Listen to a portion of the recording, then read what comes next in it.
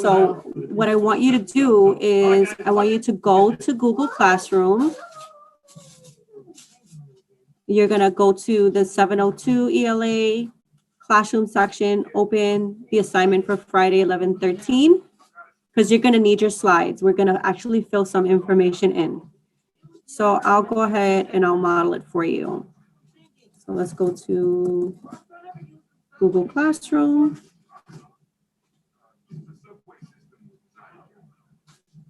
(702) classwork section. And then under this week here, we'll click that. And then your slides will be right in there. And just let me know when you have it open and we'll move forward.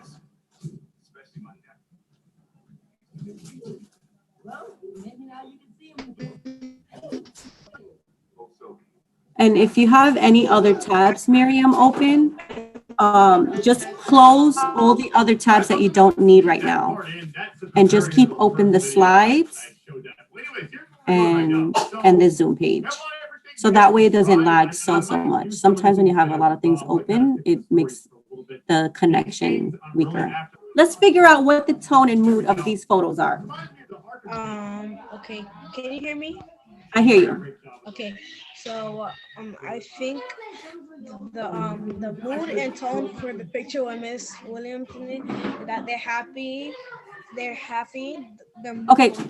Let's go first with tone, right? Mm-hmm. Okay. So their tone is they're joyful, and their mood is that they're happy. The mood is what you feel. So when you look at this and you said that the tone is joyful, and then you look at this picture, how do you feel after you look at this picture? You can give the same answer. I want you to. Happy, because they're all happy. Yeah. What about the middle one? That's a tricky one. The middle one looks like they're lost. So for the tone, I would say they are scared,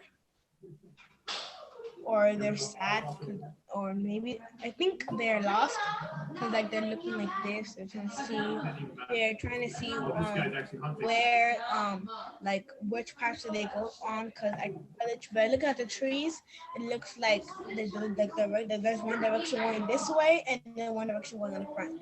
So, good job. That's good using, right? Because we look at the setting when we want to determine the tone. We can look at the setting. We can look at what's going on in the background because we can't see their faces. So we don't really know what facial expressions they have. But awesome job identifying that they're in the woods. And the sky is like what? How does the sky look?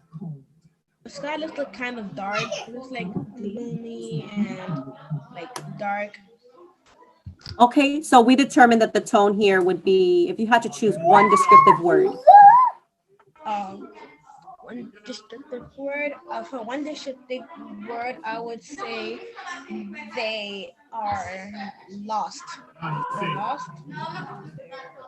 They're lost in the woods. Okay, so they look lost. So based off of what we see in the background and based off of what it looks like, these kids look lost. So what kind of tone is that setting for? What kind of feeling does the author have towards the subjects, right?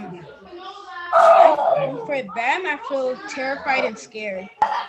So the tone is maybe scary or terrified or terror. And how do you feel when you look at this picture? I feel like scared and terrified because they look like they're alone. They don't look like they were someone.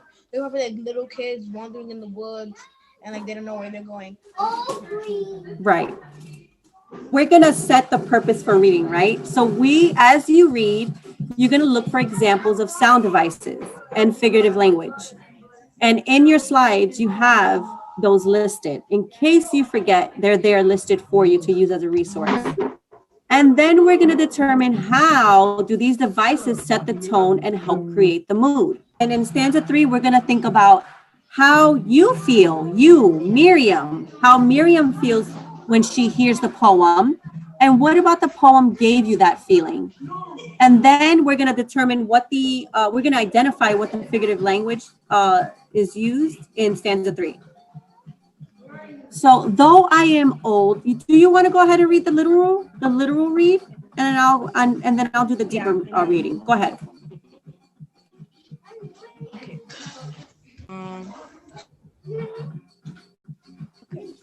Though the song of the wandering Agnes, though I am old with wandering, though I am old